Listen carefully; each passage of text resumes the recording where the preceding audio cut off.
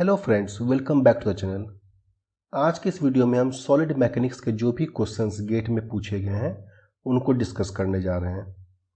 इस सीरीज के पार्ट 1 में हम 1991 से 2005 तक जो भी क्वेश्चंस पूछे गए हैं उसको हम डिस्कस करेंगे। उसके बाद बाकी के क्वेश्चन बचे हुए अप टू 2021 के हम इसके नेक्स्ट वीडियो में डिस्कस करेंगे।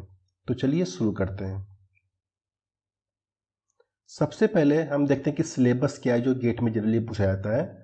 तो सॉलिड मैकेनिक्स का सिलेबस अगर हम देखें तो इसमें bending moment and shear force diagram in statically determinate beams पूछा जाता है, simple stress and strain relationships, simple bending theory, flexural and shear stresses, shear centre, uniform torsion, transformation of stress, buckling of column, combined and direct bending stresses, ये इसके topic जो है syllabus में है।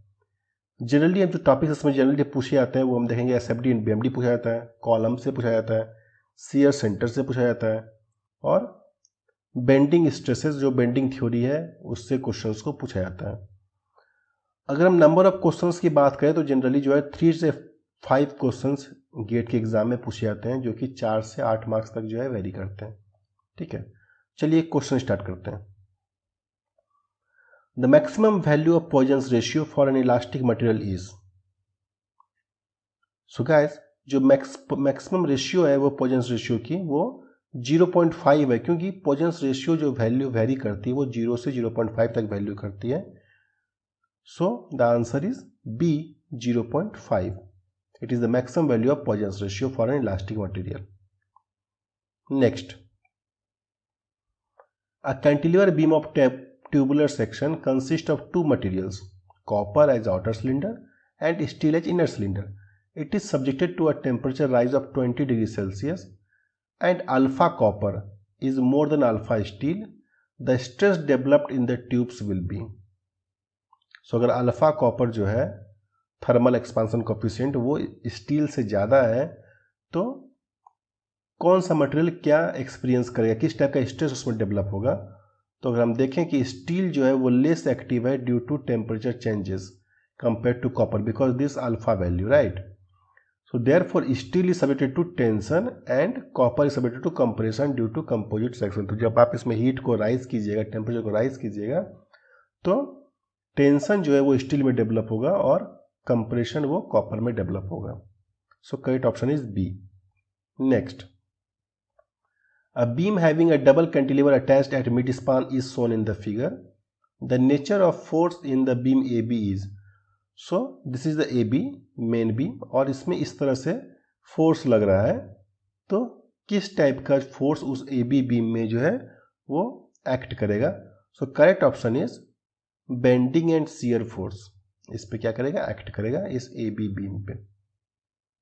Next, the failure theory postulated for metals is shown in the two-dimensional stress plane. The theory is called. ये diagram दिया हुआ है तो ये थ्योरी जो कहलाती है वो कहलाती है maximum shear stress theory. Next, for a given shear force across a symmetrical I section, the intensity of shear stress is maximum at the. So for symmetrical I section अगर हम देखें यहाँ पर तो इसमें जो मैक्सिमम शियर स्ट्रेस है, अगर हम इसका शियर स्ट्रेस डिस्ट्रीब्यूशन प्लॉट करेंगे तो मैक्सिमम शियर स्ट्रेस जो है वो सेंट्रोइड ऑफ द सेक्शन पे आएगा। तो इसका करेक्ट ऑप्शन हो जाएगा B centroid of the section, क्योंकि यहाँ पर मैक्सिमम वैल्यू आप शियर स्ट्रेस डिस्ट्रीब्यूशन का देख रहे हो। ठीक है। Next, a thin cylindrical vessel of mean diameter D of length L closed at both the ends is subjected to water pressure P. The value of hoop stress and longitudinal stress in the cell shall be. So correct option हो जाएगा इसका PD by 2T वो हो जाएगा hoop stress and longitudinal stress हो जाएगा PD by 4T for a cylindrical vessel, thin cylindrical vessel, right? Next, the maximum bending stress induced in a steel wire of modulus of elasticity 200 kN per mm square and diameter 1 mm when wound on a drum of diameter 1 meter is approximately equal to.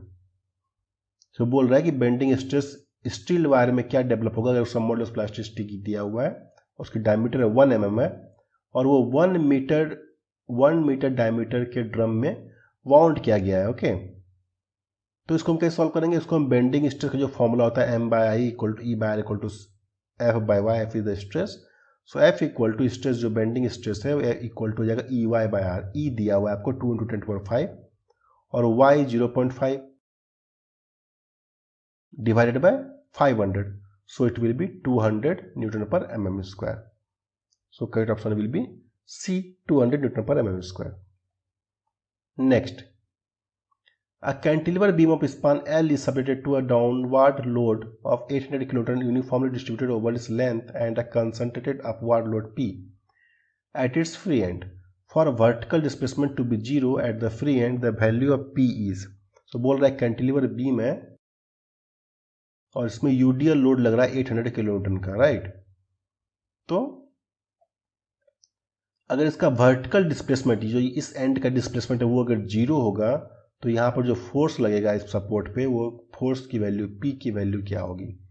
तो जैसा कि हम जानते हैं कि deflection of the free and downward, अगर कोई cantilever beam है उस पर यूडीएल लग रहा है तो उसकी वैल्यू होती है WL⁴/ATI। Deflection at this point for a cantilever beam subjected to UDL it will be WL⁴/ATI। और सेम अगर ये कैंटिलीवर बीम रहेगा और यहाँ पर पॉइंट लोड लग रहा होगा तो उसकी वैल्यू होती है PL³/3EI। तो अगर फॉर जीरो डिफ्लेक्शन के लिए हमको क्या करना पड़ेगा? फॉर जीरो डिफ्लेक्शन हमको दोनों की वैल्यू को इक्वल करना पड़ेगा, right. So PL⁴EI equal to WL⁴/ATI, so P is equal to 3WL/8, so 3 × W is the 800, WL equal to 800 because ये लोड पूरा पे डिस्ट्रीब्यूटेड है। Okay, so 800 divide by 8, so it will be 300 kilometre. So correct option will be 300 kilometre, A option, right. Next, which of the following Mohr circle qualitatively correctly represents the state of plane stress at a point in a beam above the neutral axis where it is subjected to combined shear and bending compressive stress। सो मोहर circle जो इसमें ये बना हुआ है चारों options में वो कौन सा जो है करेक्टली रिप्रेजेंट करता है state of plane stress, right. So इसमें जो करेक्ट ऑप्शन हो जाएगा वो हो जाएगा सी, ये डायग्राम इसको करेक्टली रिप्रेजेंट करता है। Next, a simply supported beam of span L and flexural rigidity EI has another spring support at the center of stiffness K as shown in the figure। तो देखिए यहाँ पे बीम दिया हुआ है और यहाँ पर K जो है K स्टिफनेस का एक स्प्रिंग लगा हुआ है सेंटर ऑफ द बीम पे। The central deflection of the beam due to the central concentrated load of P would be, अगर यहाँ पर सेंट्रल लोड लग रहा है P पे कॉन्सेंट्रेटेड लोड, तो इसके कारण यहाँ पर क्या डिफ्लेक्शन हो रहा है वो आपको कैलकुलेट करने बोला जा रहा है। इसकी लेंथ L/2 यहाँ से आता है, L/2 यहाँ से आता है और इसका जो फ्लेक्सिबल रिजिडिटी है वो EI है बीम का, राइट। सो हम कैसे सॉल्व करेंगे?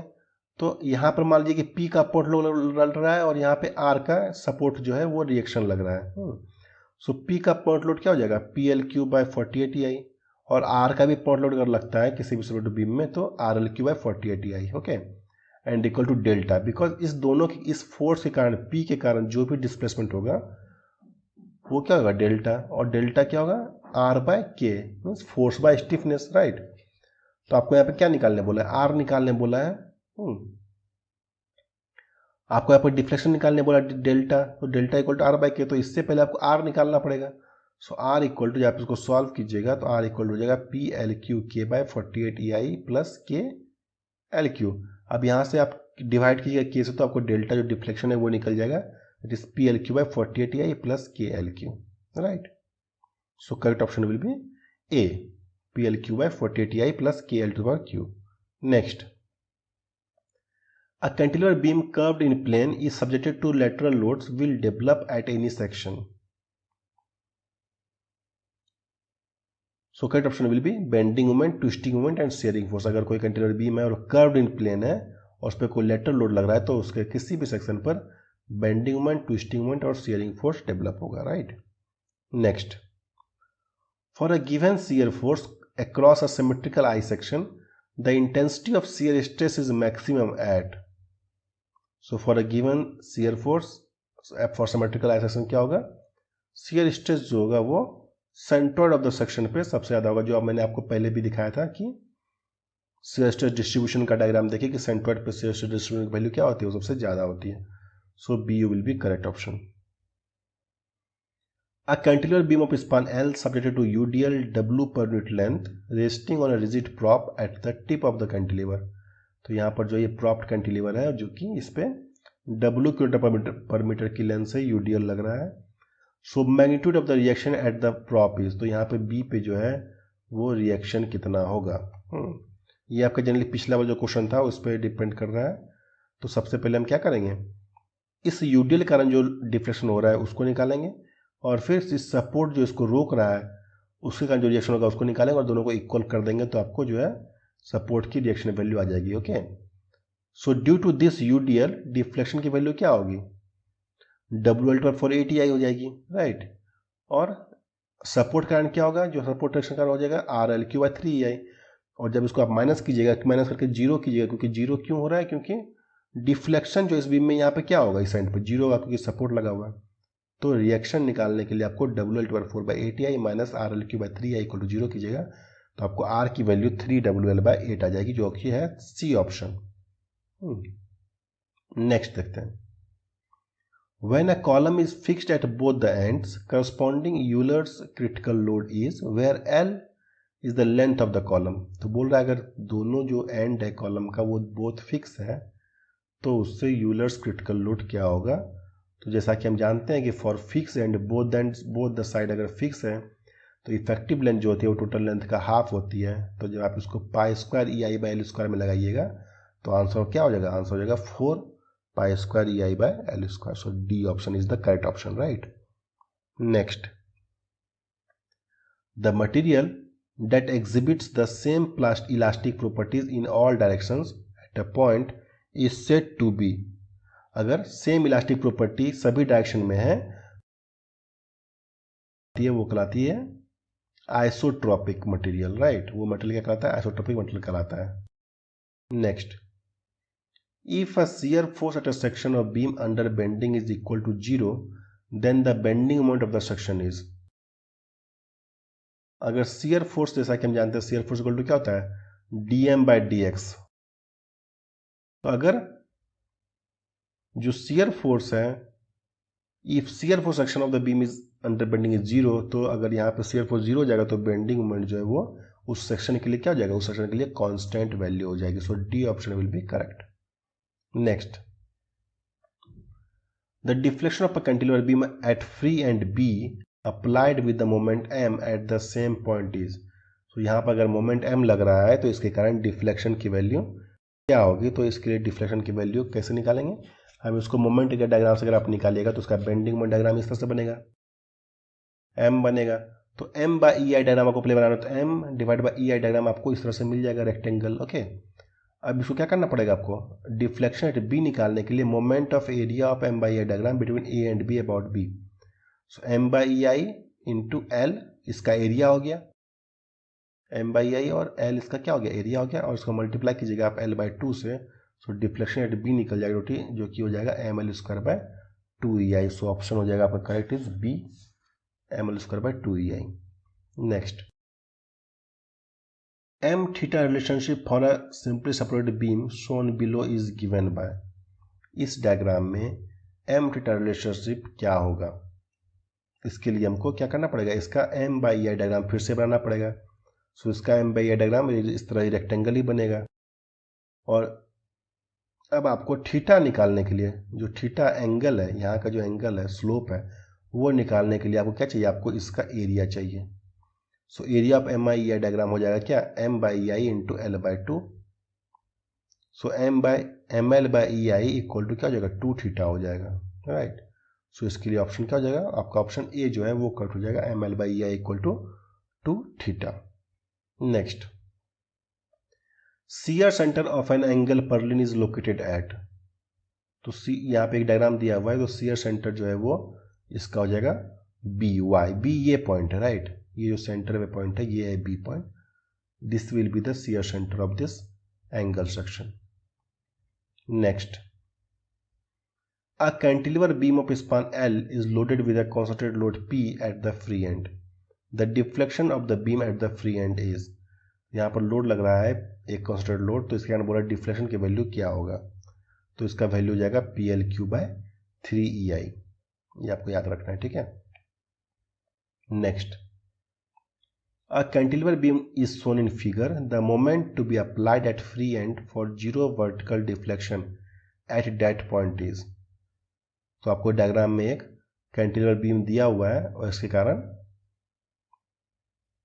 अगर फ्री एंड पे 0 डिफ्लेक्शन हो रहा है तो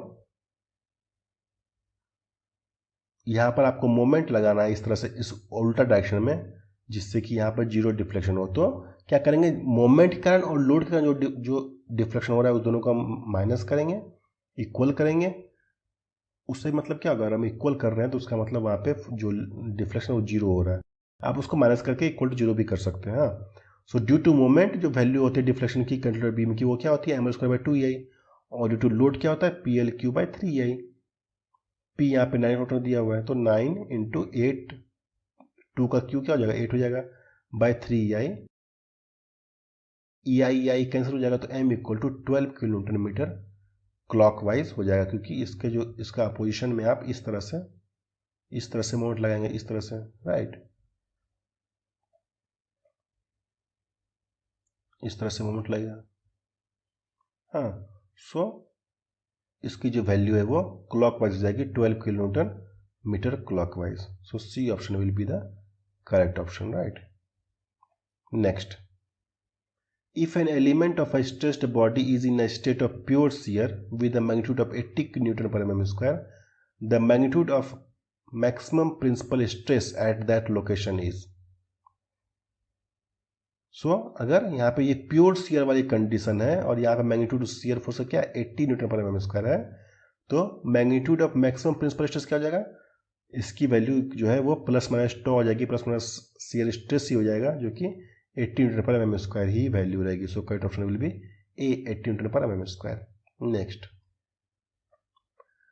the stress strain diagram for 2 material A and B is shown below. यहाँ पे 2 मटेरियल का स्ट्रेस स्ट्रेन डायग्राम दिया हुआ है। The following statements are based on this diagram. इस डायग्राम पे 2 स्टेटमेंट भी दिया हुआ है। Material A is more brittle than material B, बोल रहा है जो मटेरियल ए है वो बी से मोर ब्रिटल है। सेकेंड स्टेटमेंट क्या बोल रहा है, the ultimate strength of the material B is more than that of A. जो अल्टीमेट स्ट्रेंथ है मटेरियल बी की वो ए से क्या है, ज़्यादा है।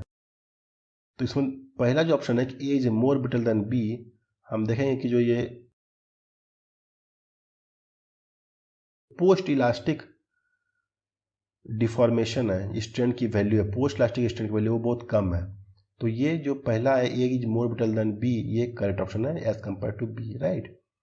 बट अगर हम सेकंड की बात करें तो बोल रहा है कि ultimate strength B is more than that of A. तो अल्टीमेट स्ट्रेंथ स्ट्रेस की वैल्यू यहाँ पर है, तो ये स्ट्रेस की वैल्यू जिसकी ज़्यादा होगी वो क्या होगी, उसकी स्ट्रेंथ ज़्यादा होगी। तो यहाँ पर स्ट्रेस की वैल्यू जो है वो ए की ज़्यादा है, तो ए का जो स्ट्रेंथ है वो अल्टीमेट स्ट्रेंथ ज़्यादा है। सो जो बी ऑप्शन होगा वो फॉल्स होगा और ये ऑप्शन क्या होगा, करेक्ट होगा। So correct option will be हो जाएगा क्या, C, A is true and B is false. Next question, the dimensions for a flexural rigidity of a beam element in mass, length and time is given by. So flexural rigidity क्या होता है, formula flexural rigidity होता है EI होता है, और E क्या हो जाएगा, m L inverse T power -2, और L I का क्या हो जाएगा, I क्या होता है, मीटर/4 पावर में होता है, L⁴ हो जाएगा तो equal to mL³ T. So correct option will be B, mL³ T. ये हो जाएगा आपका dimension of flexural rigidity, EI की value, right. Next, pick up the incorrect statement from the following 4 statements. यहाँ पर 4 स्टेटमेंट दिया हुआ है, बोल रहा है कि आपको इसमें से जो इनकरेक्ट स्टेटमेंट है वो पिक कीजिए। On the plane which carries maximum normal stress the shear stress is 0। बोल रहा है कि अगर प्लेन पे मैक्सिमम नॉर्मल स्ट्रेस है तो उसकी शियर स्ट्रेस 0 हो जाएगी। Second statement, principal planes are mutually orthogonal. Third, on the plane which carries maximum shear stress, the normal stress is 0. The principal stress axis and principal strain axis coincide for an isotropic material. उसका जो incorrect statement क्या होगा, on a plane which carries maximum shear stress, the normal stress exists. Right? तो यहाँ पे normal stress जो है वो 0 नहीं होगा। अगर मैक्सिमम shear stress किसी में है तो नॉर्मल स्ट्रेस वो 0 नहीं होगा। So this option is wrong, right? Next, a two span beam with an internal hinge is shown below. The conjugate beam corresponding to this beam is. तो आपको एक बीम यहाँ पे दिया हुआ है, उसके कारण कंजुगेट बीम आपको क्या करना है, निकालना है कौन सा कंजुगेट बीम इस बीम का कारण. यहाँ पे रोलर सपोर्ट है, right. This C support is roller. So correct option जो है वो हो जाएगा इसका डी. बिकॉज जो फिक्स सपोर्ट होता है वो कन्वर्ट हो जाता है किस में, वो हो जाता है फ्री सपोर्ट में कन्वर्ट. इंटरनल हिंज क्या होता है, इंटरनल हिंज जो है हिंज सपोर्ट में कन्वर्ट हो जाता है. रोलर सपोर्ट हिंज सपोर्ट में कन्वर्ट हो जाएगा, इंटरनल हिंज में कन्वर्ट हो जाएगा, और जो हिंज है वो हिंज में ही रहेगा. तो इसका जो डी ऑप्शन है वो करेक्ट हो जाएगा. ठीक है. Next, for the structure shown below the vertical deflection eight point A is given by. बोल रहा है कि यहाँ ए पर वर्टिकल डिफ्लेक्शन क्या होगा अगर यहाँ पर लोड लग रहा है तो इस स्ट्रक्चर के लिए वो आपको निकालना है. तो हम कैसे निकालेंगे, तो डिफ्लेक्शन एट ए क्या हो जाएगा, देखिए यहाँ पर जो है एक ये वर्टिकल लोड लग रहा है. ओके, ये वर्टिकल लोड इस पे मोमेंट भी क्रिएट करेगा कि नहीं, मोमेंट भी क्रिएट करेगा. यहाँ जो इसकी पूरी लेंथ है वो है 3L, ये L उधर है, तो यहाँ से इसकी जो लेंथ बची वो बची 2L, राइट. तो मोमेंट कितना ऐड करेगा ए पे, P इंटू 2L. ये मोमेंट क्या करेगा, इस पे ए पे ऐड करेगा. और जो ये P लोड है वो लोड कॉन्स्टेंट लोड ऐड करेगा ए पे. So due to this load and moment जो भी डिफ्लेक्शन होगा वो ए पे वो हमको कैलकुलेट करना पड़ेगा. तो डिफ्लेक्शन एट ए हो जाएगा इस लोड के कारण PL/3I, और मोमेंट के कारण अगर m मोमेंट है तो ML²/2EI. सिंस अगर आप देखें यहाँ पर तो जो ये लोड है P, ये यहाँ पर इस तरह से कुछ वर्टिकल एक्ट करेगा, लेकिन जो मोमेंट है, मोमेंट कैसे एक्ट करेगा, मोमेंट इसके अपोजिट डायरेक्शन में एक्ट करेगा, राइट. अपोजिट डायरेक्शन में एक्ट करेगा तो P के कारण जो भी हो रहा है यहाँ पर डिफ्लेक्शन वो माइनस हो जाएगा किससे, मोमेंट का जो डिफ्लेक्शन हो रहा है. ठीक है. सो P 3L³/3I माइनस 2PL जो मोमेंट है इंटू जो लेंथ है इसका 3L है, 3L²/2EI. So it will equal to 0. So correct option क्या हो जाएगा इसका, सी हो जाएगा इसका करेक्ट ऑप्शन, जो कि 0 वैल्यू हो जाएगी, राइट. चलिए next question. 4 columns of a same material and having identical geometric properties are supported in different ways as shown in figure.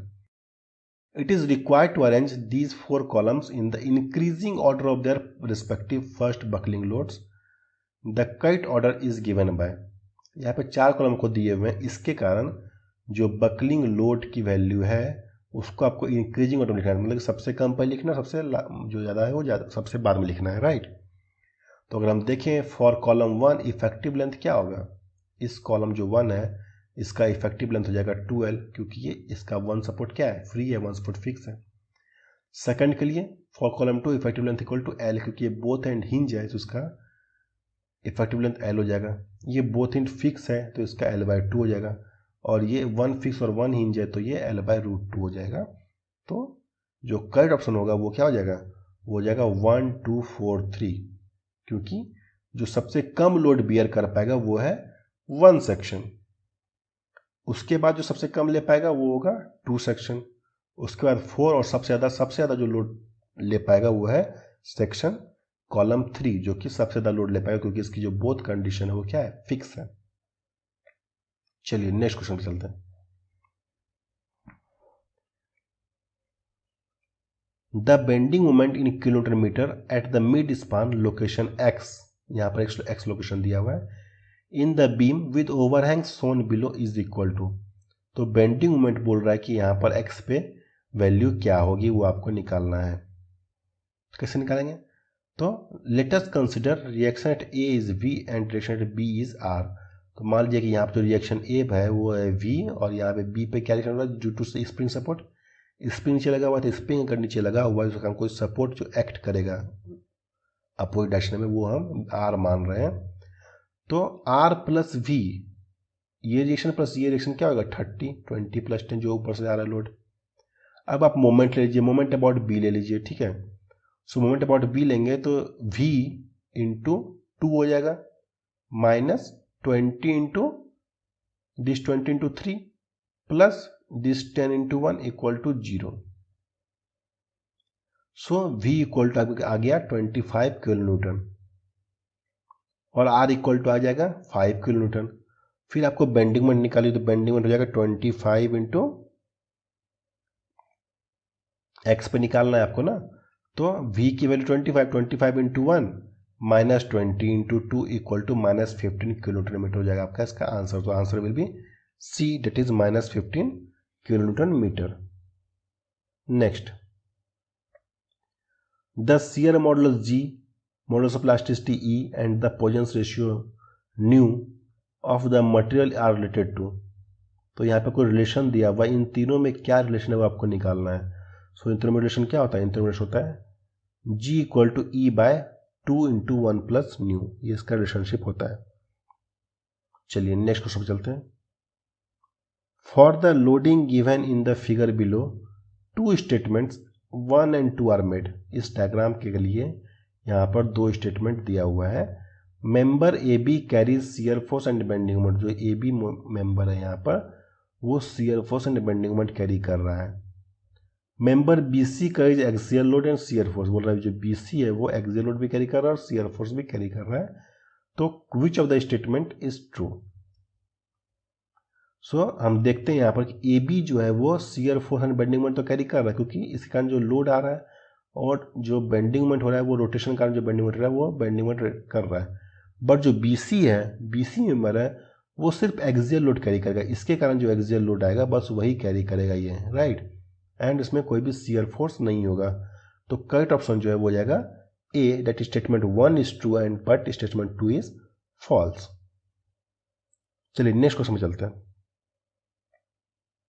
In the propped cantilever beam carrying a UDL of W Newton per meter shown in the following figure, the reaction at then support B is. ये question हम बार बार कर चुके हैं, इसमें बहुत बार question पूछा गया same question. तो अगर यहाँ पे B रिएक्शन लग रहा है और यहाँ पे W किलोन्यूटन पर मीटर का लोड लग रहा है तो इसका ऑप्शन मैं ऑलरेडी पिछले क्वेश्चन में डिस्कस कर चुका हूँ. क्या हो जाएगा? W/4/8EI due to this loading, UDL loading, और रिएक्शन का क्या हो जाएगा? RL/3I. So RB equal to 3WL/8. So B option will be correct. Next, a bar of varying square cross section is loaded symmetrically as shown in figure. यहाँ पर एक बार दिया हुआ है, स्टेप्ड बार दिया हुआ है और इसकी लोडिंग ही दी हुई है. यहाँ पे 100, यहाँ पे 100 और यहाँ पे 50. ठीक है. Loads shown are placed on one of the axes of symmetry of cross section, ignoring self weight. The maximum tensile stress in Newton पर मीटर स्क्वायर एनी वेरीज. तो बोल रहा है इस पूरे जो दिया हुआ है मेंबर, इसमें से कहीं पर भी जो भी मैक्सिमम टेंसाइल स्ट्रेस है वो आप बताइए कहाँ पर क्या आ रहा है. अगर हम लोअर बार की बात करें, जो नीचे वाला बार है इसकी बात करें तो इसका जो डायमीटर है वो 50 mm है. इस पर लोड जो है 50 किलोन्यूटन का लग रहा है. ठीक है. तो स्ट्रेस क्या होगा? स्ट्रेस होगा लोड बाय एरिया, क्योंकि ये स्क्वायर क्रॉस सेक्शन है तो लोड बाय एरिया जो 50 kilonewton, 50 into 10 per cube divide bye 50 into 50 जो इसका एरिया है, तो हो गया 20 न्यूटन पर mm स्क्वायर. अब फिर हम ऊपर वाले देखेंगे. ऊपर वाले पे आप देखिएगा कि 100 तो लग ही रहा है बट ये 50 भी इस पे लग रहा है ना, ये 50 इस पे लग रहा है. सो इस पे टोटल 250 किलोन्यूटन का लोड लग रहा है. तो 250 10 per cube divide by 100 area, it will be 25 metre per mm square. So जो मैक्सिमम टेंसाइल स्ट्रेस है वो क्या हो जाएगा? वो 25 मीटर पर mm स्क्वायर हो रहा है इसके किसी भी सेक्शन पे. ठीक है. चलिए नेक्स्ट देखते हैं. H shaped frame of uniform fractional rigidity EI is loaded as shown in figure. The relative outward displacement between points K and O is. सो ये एच सेप्ट एक यूनिफॉर्म फ्रैक्चरलिटी EI दिया हुआ है. तो बोल रहा है कि K एंड O जो आउटवर्ड डिस्प्लेसमेंट, क्योंकि जब ये अंदर की तरफ लोड लगेगा R तो ये बाहर की तरफ जाएगा, राइट. सो कितना होगा डिस्प्लेसमेंट बाहर की तरफ वो आप बताइए. सो बेंडिंग मोमेंट जो JN मेंबर है यहाँ पर, इस पे बेंडिंग मोमेंट क्या लग रहा है इस लोड के कारण? तो R इंटू H लग रहा है, बेंडिंग मोमेंट लग रहा है कि नहीं? R जो परपेंडिकुलर डिस्टेंस H. तो स्लोप एट J और N, यहाँ पर J और N पर स्लोप क्या हो जाएगा? मोमेंट ml/2EI जानते हैं हम, जो बीम पे स्लोप होगा क्या होगा ml/2 है, तो m क्या है RH है, RH इंटू L जो इसकी लेंथ है बाय 2EI।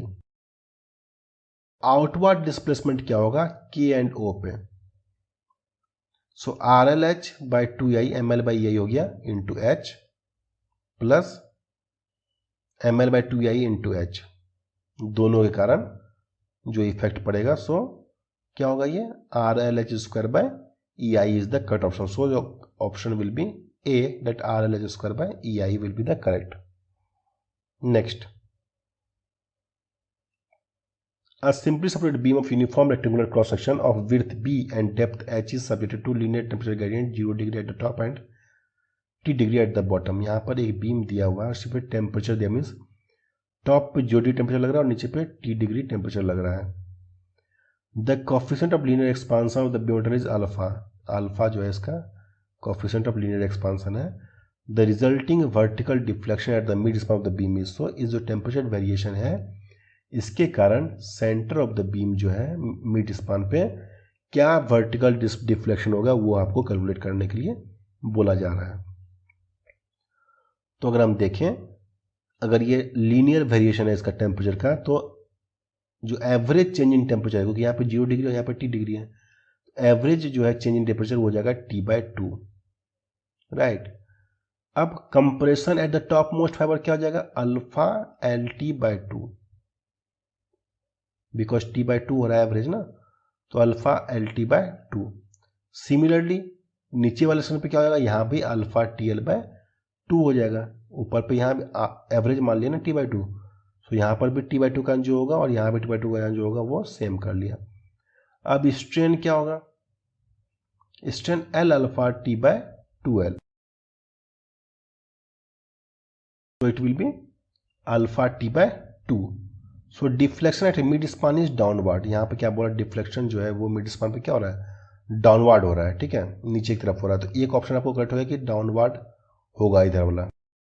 अब आपको निकालना है कि कितना वैल्यू रहेगा उसका, तो वैल्यू के लिए आप इसमें बेंडिंग इक्वेशन अप्लाई कीजिएगा M/I = E/R = F/Y, तो हम कर्वेचर क्या होगा, कर्वेचर होगा 1/R = F/EY, सो F/E क्या होता है स्ट्रेस बाय ई क्या होता है स्ट्रेन होता है, strain by Y, so equal to 2 into strain by H, क्योंकि y क्या होगा, y होगा इसका H/2, सो अल्फा T/H, यहाँ पे आप ऑलरेडी निकाल चुके स्ट्रेन अल्फा T/2, तो यहाँ पे 2 कैंसिल हो जाएगा, तो अल्फा T/H हो जाएगा, y = H/2, वही यहाँ पे जो भरा हुआ था H/2, ठीक है। Also from the property circle we have deflection equal to L²/8R, so L²/8R क्या हो जाएगा alpha TL²/8H, so this alpha TL²/8H जो डाउनवर्ड है वो जाएगा इसकी value, so correct option will be D, alpha TL²/8H downward.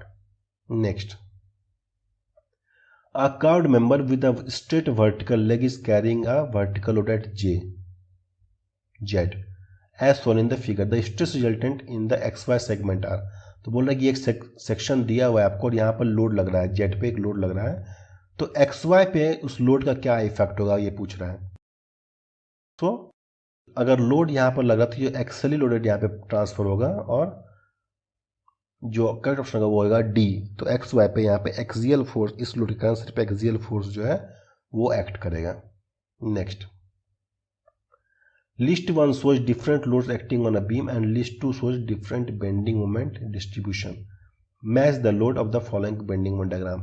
तो बोल रहा है यहाँ पे एक लोडिंग दिया हुआ है और यहाँ पे इसका बेंडिंग मोमेंट डायग्राम दिया हुआ है, आप इसको मैच करवाइए, राइट।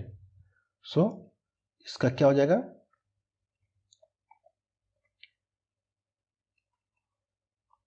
अगर आप देखेंगे तो यहाँ पे क्या हो जाएगा P, इसका बेंडिंग मोमेंट डायग्राम क्या बन रहा है, यहाँ पर अगर मोमेंट लगा तो इसका बेंडिंग मोमेंट डायग्राम बन रहा है ये वाला, ठीक है।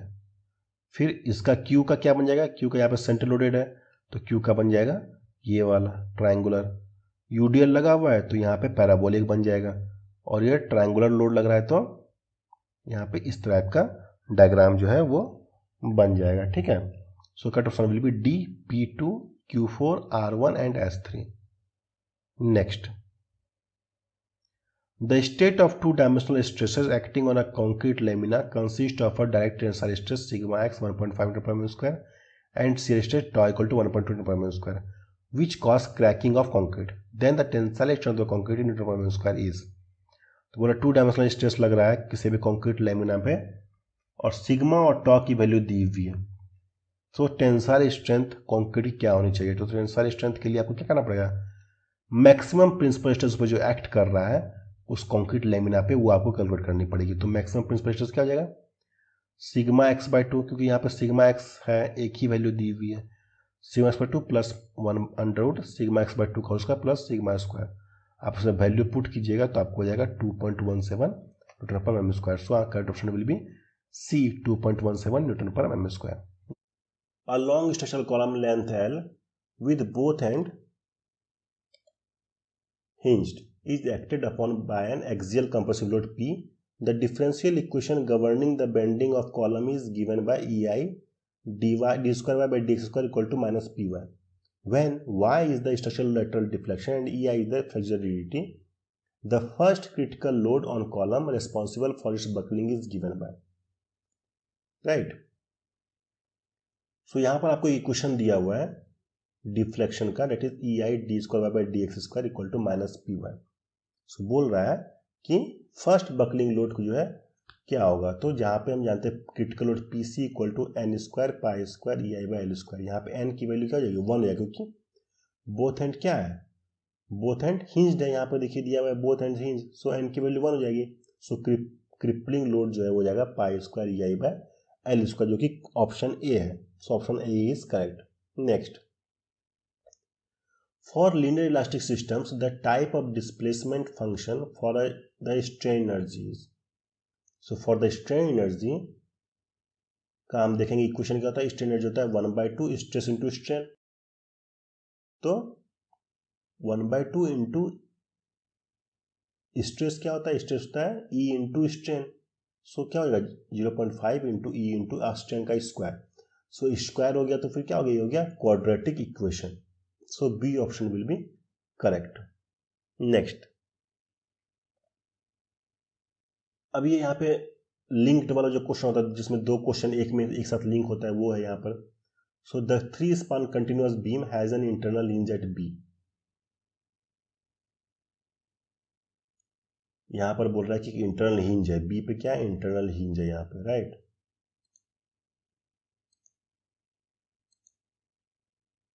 यहाँ पर एक इंटरनल हिंज है।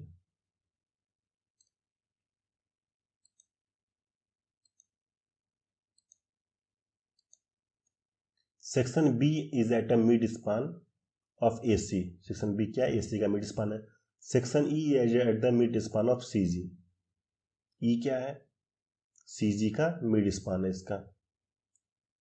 The 20 kN load is applied at section B whereas 10 kN load are applied at section D and F as shown in the figure. Span GH is subjected to UDL of magnitude 5 kN per meter. For the loading shown, shear force immediate to the right of section E is 9.4 kN upwards and the hogging moment of section E is 10.31 kN. यहाँ पे कुछ values दी हुई है, shear force की value दी हुई है और moment की वैल्यू दी हुई है।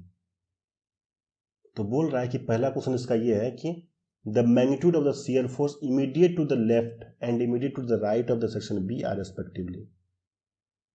Right? B का क्या बोल रहा है? B जो सेक्शन है इसके लेफ्ट और राइट पे shear force की क्या वैल्यू है वो आपको कैलकुलेट करना है। तो जैसा कि हम जानते हैं कि moment about B from left is 0। Moment यहाँ पे क्या होगा? B पे 0 होगा, क्योंकि यहाँ पे क्या है? इंटरनल हिंज है कि नहीं। If R A direction is A then R A into, मान लीजिए इसका डायरेक्शन आर ए है तो आर ए इंटू 2 क्या हो जाएगा? Equal to 0। So R A की वैल्यू हो जाएगी 0। So shear force immediate to the left of B यहाँ पर क्या हो जाएगा? 0 हो जाएगा। और राइट पे क्या होगा? राइट पे क्योंकि यहाँ पे 20 kN का लोड लग रहा है, सो राइट पे जो शियर फोर्स है हो जाएगा 20 kN downward. So correct option will B क्या हो जाएगा? 0 and 20 kN is the correct option. अब इस पे नेक्स्ट क्वेश्चन इसी के साथ ऐड है कि the vertical reaction at support H पे वर्टिकल रिएक्शन क्या होगा यहाँ पे इस पॉइंट पे। तो इसके लिए हम क्या करना पड़ेगा? इसके लिए हमको मोमेंट अबाउट जी लेना पड़ेगा। जी पे क्या मोमेंट होगा? तो यहाँ पे जो रिएक्शन आर एच होगा, देखिए जी है ना, आर एच यहाँ से जो मोमेंट होगा तो आर एच इंटू 4, फिर यहाँ पर 10.31 की वैल्यू जो यहाँ पे मोमेंट और शियर फोर्स आएगा 9.84, तो 10 - 10.31 प्लस 9.84 इंटू 2, इस जो इसकी लेंथ है 2, माइनस 10 जो 10 वर्टिकल लोड है 10 इंटू 1 मीटर की डिस्टेंस है, प्लस इसका लोड के कारण जो यूडियल के कारण जो मोमेंट आ रहा है वो 5 into 4 equal to 0। So R H की वैल्यू जो है वो आ जाएगी 9.84 upward. So correct option will be B, 9.4 upward. Right. Next. In a two-dimensional stress analysis, the state of stress at a point is shown below. If sigma equal to 120 megapascal and tau equal to 70 megapascal, sigma x and sigma y respectively, sigma x की value आपको निकालनी है, जहाँ की AB की value 4, BC की value 3 और AC की वैल्यू 5 दी हुई इस डायग्राम के अनुसार। ठीक है, अब इसको कैसे नोट करेंगे? तो सबसे पहले हमको निकालना पड़ेगा, अगर मान लीजिए कि सी ए बी ये जो एंगल है वो थीटा है, सी ए बी क्या है, थीटा है, तो साइन थीटा का हो जाएगा 3/5, कॉस थीटा का हो जाएगा 4/5 और टेन हो जाएगा 3/4। अब अगर फोर्स इक्विलिब्रियम अगर आप देखिएगा तो sigma X into A B, इस पे जो फोर्स लग रहा है इस सेक्शन पे, ए बी सेक्शन पे, वो क्या होगा, sigma X into A B equal to A C into इस सेक्शन पे जो फोर्स लग रहा है A C into sigma cos theta, इसको आप हॉरिजॉन्टली प्लेस करेंगे तो सिग्मा कॉस्ट हो जाएगा और टॉ साइन थीटा हो जाएगा, तो सिग्मा एक्स अगर आप इसे कैलकुलेट करेंगे तो सिग्मा एक्स हो जाएगी 67.5 मेगा पास्कल।